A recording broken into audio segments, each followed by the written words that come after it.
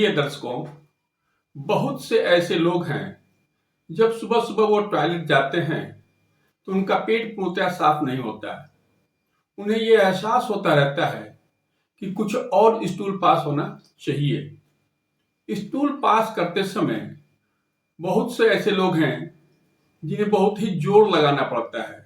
Toilet जाने का समय फिक्स नहीं होता है। कभी वो सुबह को जाते हैं, कभी एक दो दिन बाद वो जाते हैं, कभी वो शाम को जाते हैं। इस तरह की अनियमितता उनको डेफिकेशन के दौरान होती है। उनका स्टूल या तो बहुत कड़ा होता है, लंबा होता है, चिपचिपा होता है। इस तरह के स्टूल उन्हें पास हुआ करते हैं। इसके साथ ही साथ ऐसे व्यक्तियों में ये देखा गया है कि उनका पेट जो है काफी फूल जाया करता है और काफी मात्रा में उन्हें गैस पास हुआ करती है। ऐसे व्यक्तियों में मिचली भी आया करती है और कभी कभी उल्टी होने का भी एहसास हुआ करता है। यदि इस तरह के सिम्टम किसी भी व्यक्ति में मिल रहे हैं तो इसको हम कॉन्स्टिपेशन कहते हैं। लगभग 90% व्यक्तियों में कब्ज होने का कारण कोई बीमारी न होकर के बल्कि उनकी आदतें होती हैं।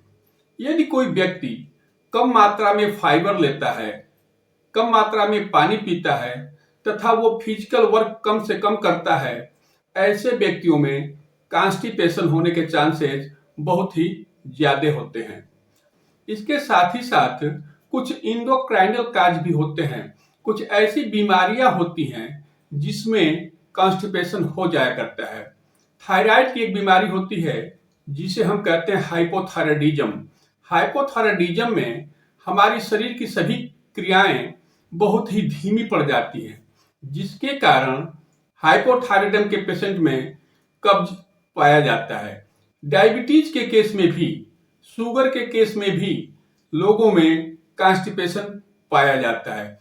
कुछ दवाएं भी ऐसी होती हैं जिनको आप ले रहे हैं तो उन दवाओं के कारण भी लोगों में कॉन्स्टिपेशन हो जाया करता है। कुछ व्यक्तियों में कॉन्स्टिपेशन का कारण न्यूरोलॉजिकल होता है, जैसे कि किसी व्यक्ति को पार्किंसन डिजीज है या मल्टीपल स्क्लेरोसिस है, ऐसे व्यक्तियों में भी कॉन्स्टिपेशन पाया जाता है।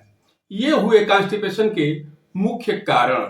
आज मैं इस वीडियो में किसी भी प्रकार का यदि कॉन्स्टिपेशन आपको है तो उसके लिए मैं आपको दवा बताने जा रहा हूं। यदि आप इन दवाओं का प्रयोग करते हैं तो लगभग 99% लोगों में कॉन्स्टिपेशन की समस्या एक सप्ताह में ही ठीक हो जाती है। यदि आपको भी कॉन्स्टिपेशन रहता है तो ऐसे केस में कोई भी दवा लेने से पहले 3 काम आप जरूर करें।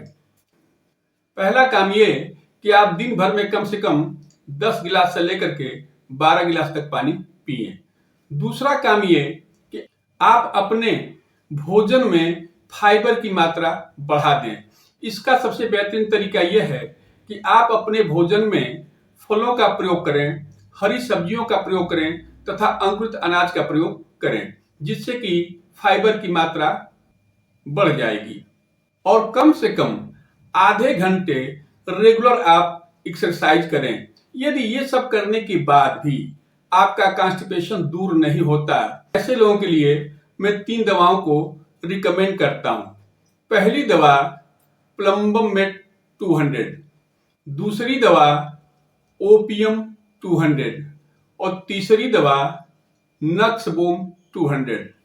आप प्लम्बम मेट 200 की 2 बूंदें सुबह सुबह ले लिया करें तथा ओपियम की 2 बूंदें आप दोपहर में लें तथा नक्सबोम का की 2 बूंदें भोजन करके रात को सोते समय आप 2 बूंद दवा रोजाना लें। इस दवा को आप लगभग 15 दिन से लेकर के 1 महीने तक प्रयोग करें। 99% केस में यह देखा गया है कि इस दवा का प्रयोग करने पे पुराना से पुराना भी कब्ज 1 सप्ताह के अंदर ही ठीक होने लगता है और लगभग 1 महीना दवा खाने पे वो पूर्णतया ठीक हो जाता है। इसमें जो 3 दवाएं प्रयोग की गई हैं वो 3 उद्देश्य से प्रयोग की गई हैं। पहली दवा प्लम्बम मेट। यदि न्यूरोजेनिक काज के कारण किसी भी व्यक्ति को कॉन्स्टिपेशन रहता है तो उसमें प्लम्बम मेट बहुत ही अच्छा कार्य करती है। दूसरी दवा नक्स भूमिका। नक्स भूमिका उन व्यक्तियों के लिए अच्छा काम करती है जो ऑफिस में बैठ करके अपना काम किया करते हैं, लैपटॉप पे, कंप्यूटर पे, तथा वो फिजिकल वर्क नहीं करते हैं। उनके सोने का, उठने का कोई समय निश्चित नहीं होता। वो कभी दिन में सोते हैं, कभी वो रात को सोते हैं, तथा वो खान पान में डिब्बा बंद चीजों का प्रयोग ज्यादा करते हैं, शराब और सिगरेट का प्रयोग ज्यादा करते हैं। ऐसे लोगों में यदि कॉन्स्टिपेशन रहता है तो नक्स भूमिका सबसे बेहतरीन मेडिसिन होती है।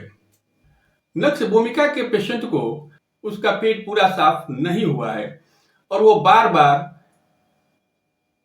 साफ करने के लिए टॉयलेट में जाया करता है।